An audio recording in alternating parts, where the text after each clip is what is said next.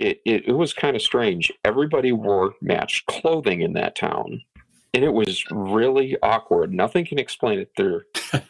They all had like red plaid shirts, and like everybody looked like they had brand new jeans on, like when they're really dark blue and like stiff looking.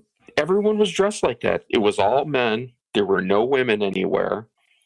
So I had no idea what I was into. I got a Coca-Cola and left. I was out of there. That was it. That was probably the shadiest place I've been.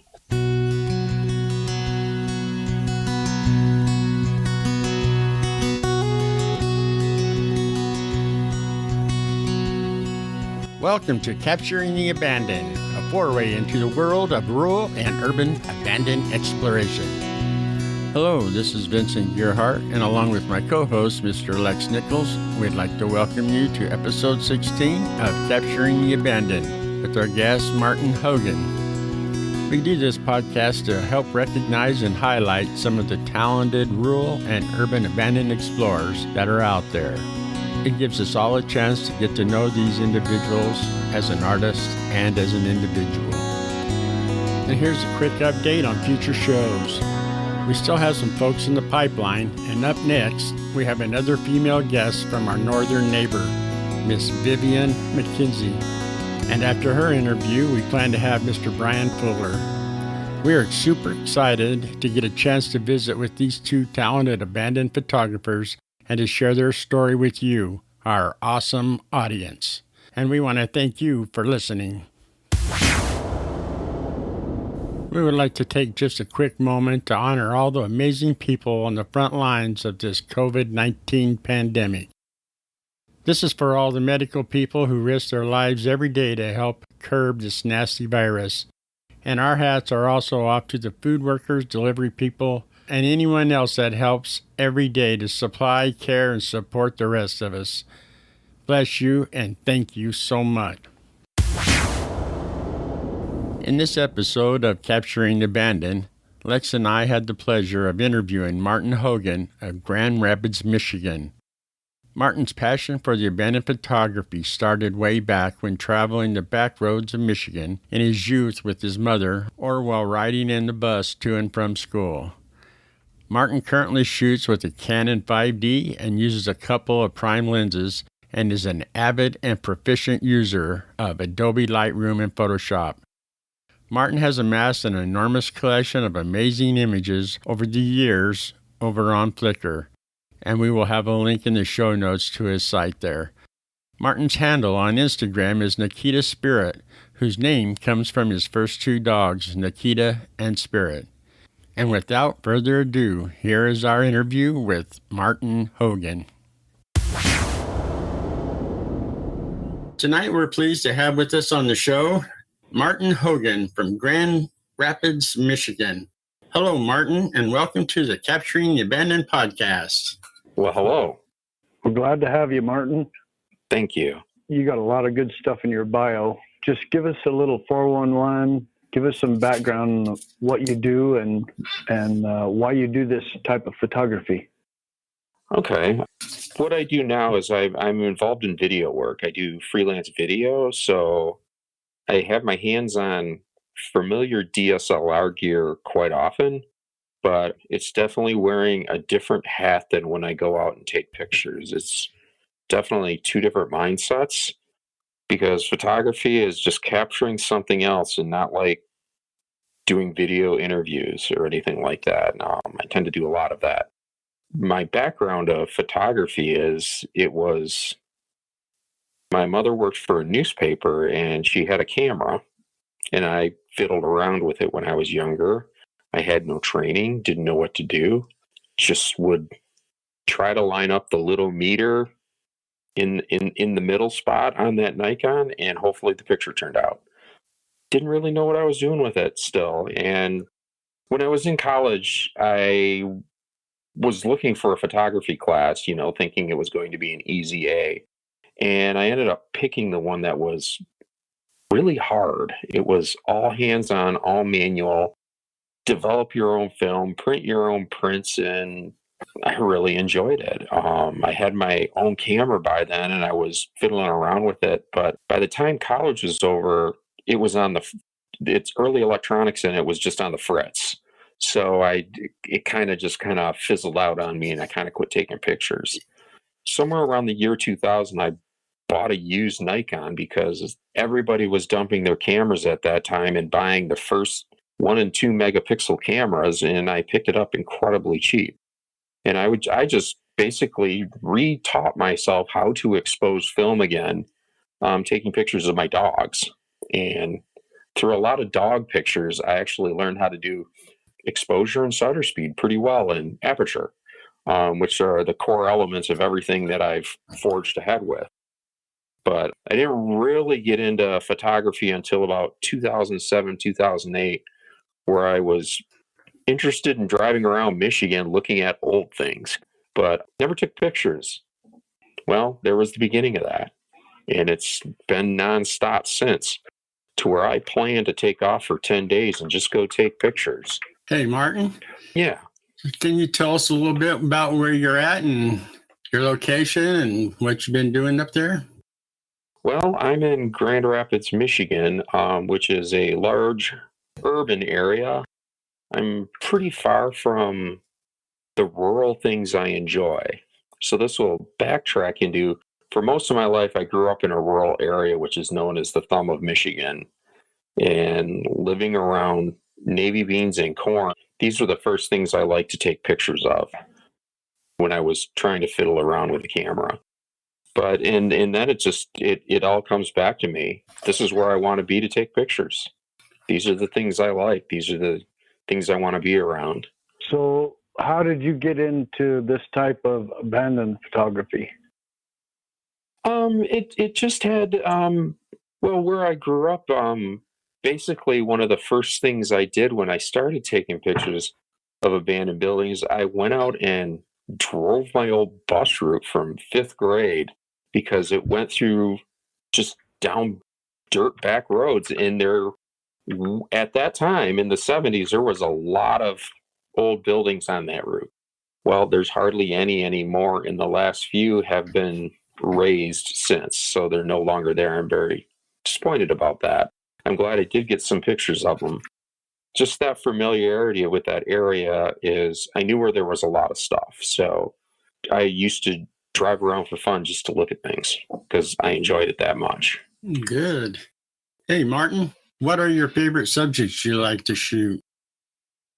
Mostly things that are rural. I like, even if it's just a landscape rural, which in Michigan can quickly turn into waterfalls and stuff like that. Or I really like cars. Who doesn't like old cars, especially if they have that's everything. And I like just the old houses. I like the ones that haven't been, I guess, we're at that point with the economy. I guess when I started doing this in 2007, 2008, 2009, there was a real blow to the economy. So I saw a lot of recently abandoned stuff. Even if it was an old house that was updated, you'd see these weird levels of, that doesn't look so bad and it shouldn't be empty. And who came along and broke out all the windows right away? What's wrong with these people?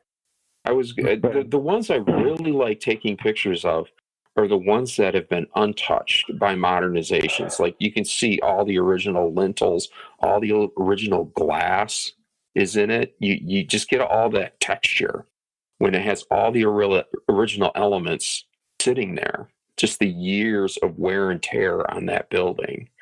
That's the stuff I really like. Great. So, Martin, what kind of equipment do you use? What's your primary go-to camera and lens? Well, I'm really fussy about that. I've kind of grown up. My first digital camera was a Canon XSI, and I quickly went to the 5D series, and I'm still in the 5D series, but they keep changing over the years. So right now I'm at a 5D SR. The most common lenses I use are the 24, 35, and 85. Those are just my favorites that I pick up all the time. They're prime lenses. I'm one of those people who like to shoot a lot of things at f2 and at f16. Kind of like my favorite apertures for how I see things. almost everything I shoot is at f/16, so I have maximum depth of field. So I have a love for the same thing that you do. That f/16 is wonderful, especially on a wide scene. Just seeing that focus from front to back. And then I like to shoot wide scenes with the 85, like at f2, where I can really isolate that subject. Sure. Like some nice bokeh and and really get that distance in the background just fades right off, especially if you get a wide scene in an 85. Yeah, that's awesome. I guess one of the other things I put in my own notes, I guess you can edit that part out, is one of the things I always have with me is I generally always have coffee. Have coffee. I've always got hot coffee with me. That sounds good. It's just a great motivator. No matter where I'm at, get back in the car, there's a hot sip of coffee. And it's pretty easy to have an affection for that stuff, that's for sure. And the other often overlooked piece of gear I use far more often than one would think is I have a really good tripod now, finally, for photography. And the difference that makes cannot be overstated. I can't stress that enough. That's just been one of the things I never leave home without. Yeah, that's for sure. So what is your favorite utility for processing your pictures with? I use Adobe Lightroom, and I'm finally on Creative Cloud now. I've been standoffish for a while because of the price, and I do use that in conjunction with Photoshop if I'm going to actually do something in layers. But I generally do everything within Lightroom, straight up, right out of Lightroom with everything I do. Every different look that's on it, it's all in Lightroom. I don't apply it anywhere else. At this point, I've developed a whole lot of my own presets that I've worked with that are based around some pretty complex things dealing with shadows, the highlight, and use of grain, curves. Get into a lot of special things with that within Lightroom to create certain looks. A lot of film emulation, things like that. Martin, how long have you been doing this, the abandoned photography? Well, I guess there would be one official start point of it. I did a few things back in the 90s when my old Olympus camera was still working.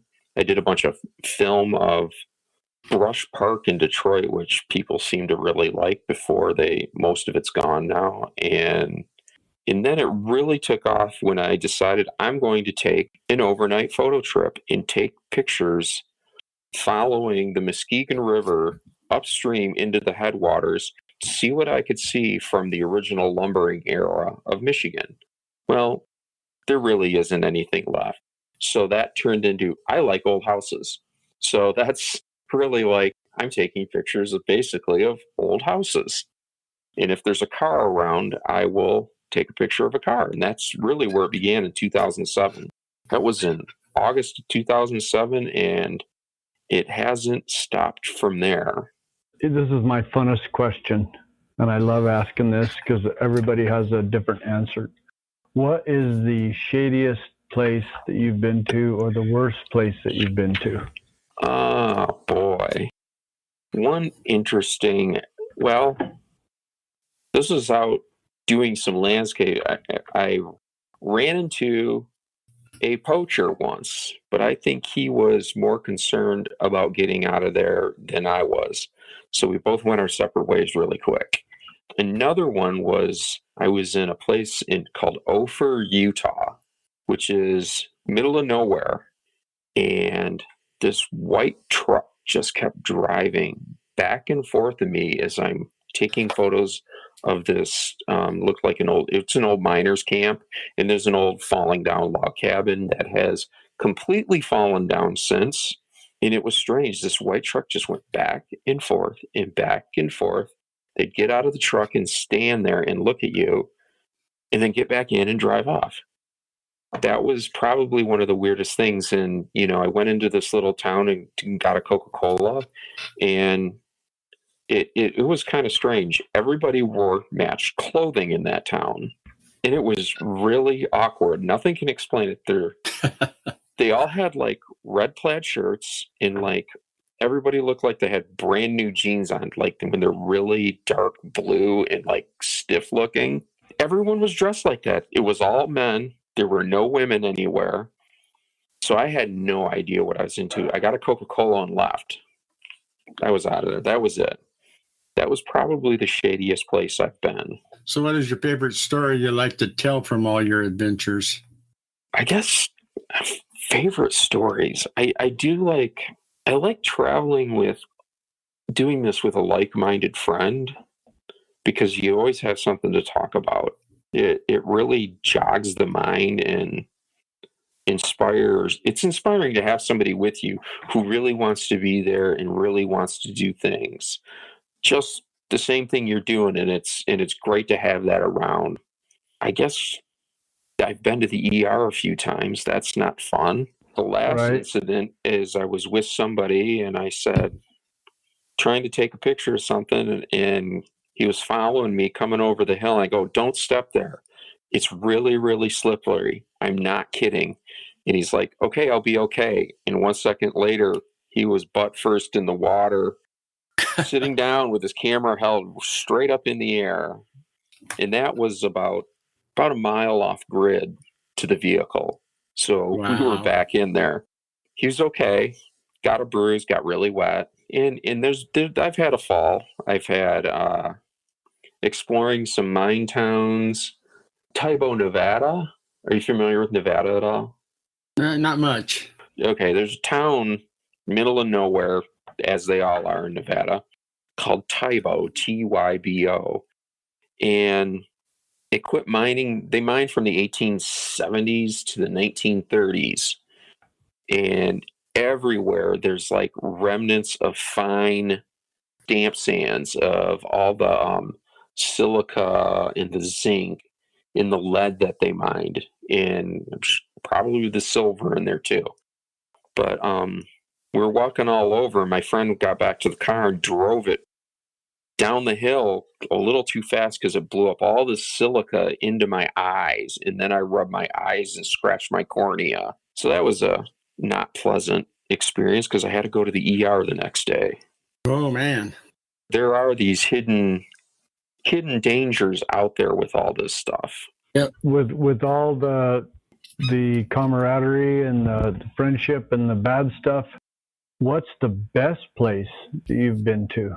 Oh geez. I think the one place I went to that's overwhelming and I didn't even know what to do was Bodie, California. There's just literally too much to even process on what to photograph there. But other than that, I still like what's known as the Copper Country in Michigan.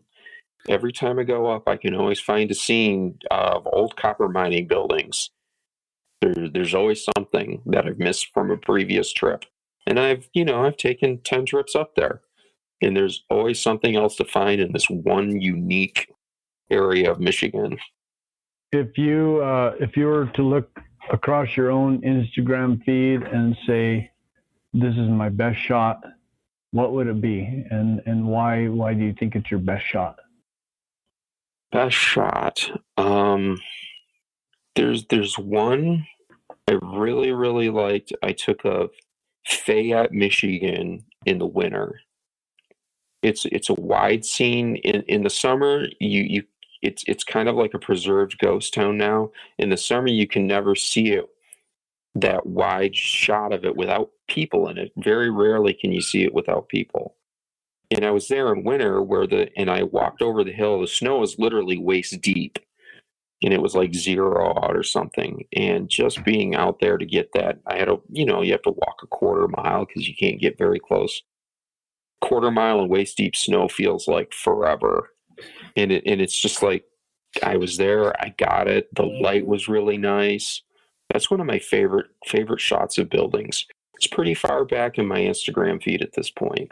So, Martin, I know you have a lot of your pictures are on Flickr, which we'll put in the show notes, a link to your page there. Okay. And but I just wanted to check with you and see if you have any art shows coming up or any exhibitions or anything like that going on. I did one print and framing for at a gallery show at a local coffee house that I visit quite often called Roaster Coffee. And there's some pictures and a lot of pictures in my Instagram feed of that locale. And had a kind of a mild success with selling prints there. I have at an orchard in Michigan called Phillips Orchard, north of St. John, Michigan. This is also a historical location. It's been producing apples since the 1850s on the same piece of property. I have some pictures framed and hanging there for sale. I do have some ambitions of trying to put together some kind of book on this subject of things I've done in Michigan and kind of waffling on what that's going to be because I can't narrow down the shots. I can't have a 600-page book. It's got to be about 100 pages or less to be practical. Oh, wow. Do you have a few people, some Instagram followers, fellow photographers, art influences, anybody that you would like to give a shout out to? Oh gosh, yeah. There's people that probably don't even know I exist. There's people that definitely know I exist. There's people I enjoy what they're doing. I just like what they're doing. I like the feeling of what they're doing. Some people are technically wonderful, some are not. But in part of me on Instagram, that doesn't bother me. I like the fact that they're just doing it and they're continuing to feed that impulse. There's a bunch of them. I found I like a lot of stuff that's being done in the northern Canadian plains, like Fistful of Powder, Jill Coop.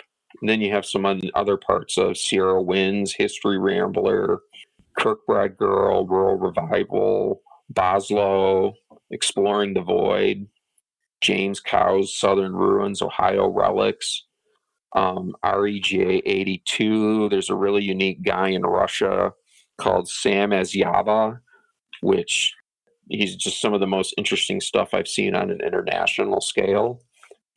John Plashel Photo, BW Bandy. I really like Phil Stagg, Neil Weaver, and Aubrietta Hope. Those last three, they're all in Michigan. That's a good list there for sure. And we'll be sure to include as many as we can in the show notes and tag them in Instagram posts. So, yeah, that's great. So, Martin, how can people get in touch with you?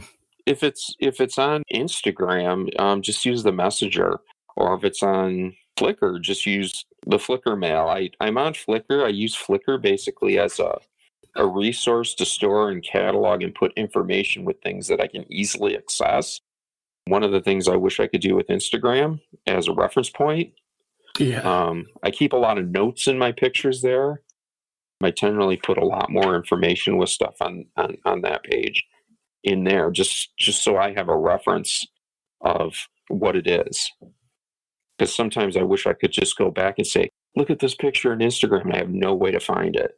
Yeah, you have to just scroll and scroll until you get to where you're going. That is a kind of a pain. It'd be nice if they had some kind of file system, but I mean, it's a nice system. It works and kind of just flows by, so it's good. Yeah. One of the other things that I do when I do these trips I'd like to point out is when I decide I'm going to take off and go somewhere, I actually, even though it seems like arbitrary driving up and down back roads, I actually bust out. I have like old maps. Some are online, some I own. You can actually plot out where clusters of people were living to focus on those details of where I'm going to really help me so I just don't go aimlessly down roads that won't yield anything. And it actually really helps finding things.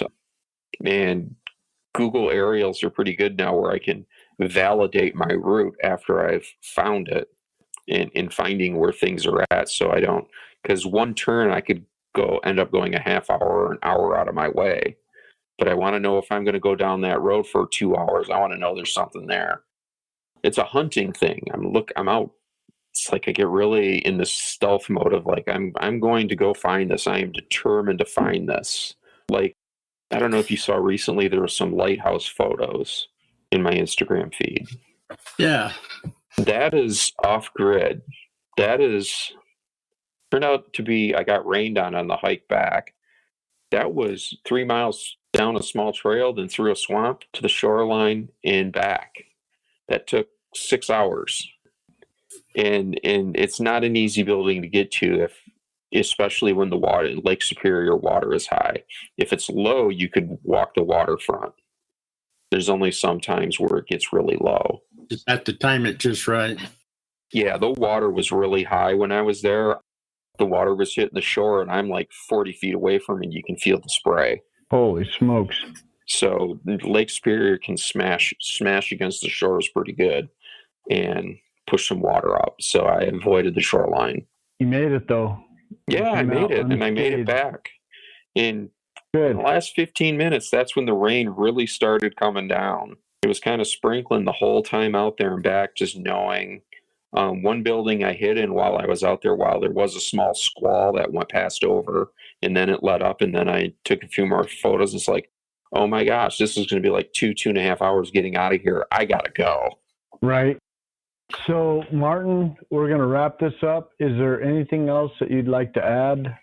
We've had it's our pleasure to be able to interview you and hear all the exciting stories you have.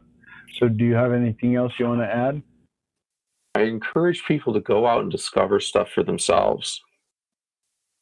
There are some people who've really found their own path, and it's really commendable to watch it.